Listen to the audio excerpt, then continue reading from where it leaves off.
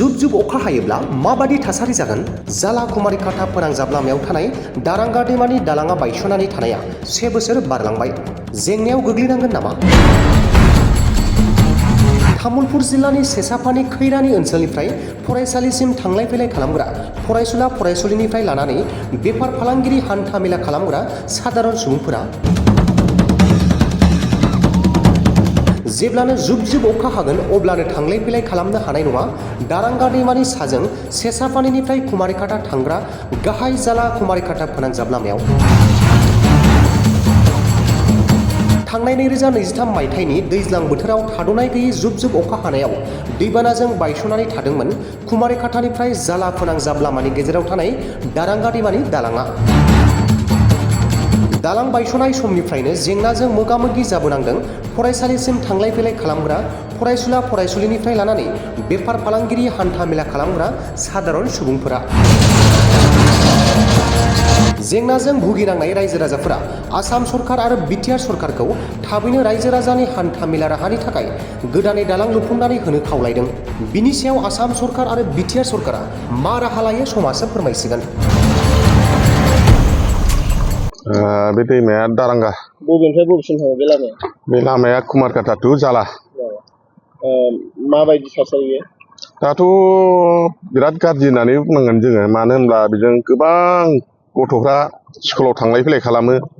जेनेबा हमनानै ला कलेजनिफ्राय स्कुलनिफ्राय आरो बेयाव थांनाय नै दा दैज्लां बोथोरावथ' जों ओरै कुमारिकाटा दरंगा थांनांगौबा जोङो ओरै खैरानि मेला बाजार ओरै गिदिंनानै थांनांगौ जायो, खरसा बारा जायो आरो गोजान जायो बहुदनो। मा बुंनो सानो? दा बेखायनो सानो आं दानिखि जायनि गोहोआव थानाय सरकार, बे सरकारखौ नैबे दा दैज्लांनि सिगां बेखौ जाहाथे मानसिफ्रा थांलाय फैलाय खालामनो हायो बेखौ बानायना होयो, बेखौनो आं खावलायो आरो मेरामथि। दाथ' गोदान बानायनायाथ' सम्भब नङा। जोंहा गोदान बानायदोंमोन, मा जानो थाखाय आद्रा जानानै दङ।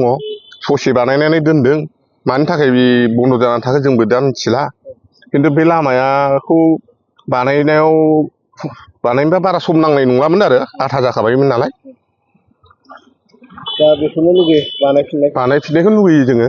आरो दाथ' गोदान बानायबा दानो जाखाला नालाय, दा बे मेरामथि खालामनानै थांलाय फैलाय खालामनो हायो बेखौ लुगैयो आरो जोङो।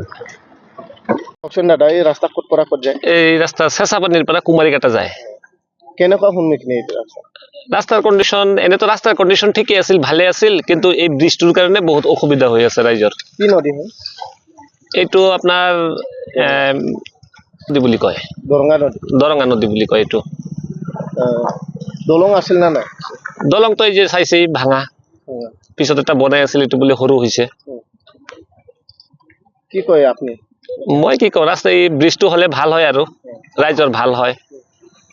বহুত মানুহ যাতায়াত কৰে, বহুত অসুবিধাৰ সন্মুখীন হৈ আছে, বাৰিষাত পাৰই হ'ব নোৱাৰে। এবাৰ বাৰিষা কালত বহুত কষ্ট হ'ব নেকি? কষ্টটো হ'বই, এইটো দেখাই পাই আছে আপোনালোকে। চৰকাৰক মই কওঁ, যদি এই ব্ৰিজটো তাড়াতাড়ি বনাই দিয়ে তেতিয়াহ'লে সুবিধা হয় ৰাইজৰ। তাৰ বাবে আপোনাৰ পৰা অনুৰোধ। চৰকাৰক অনুৰোধ জনাওঁ।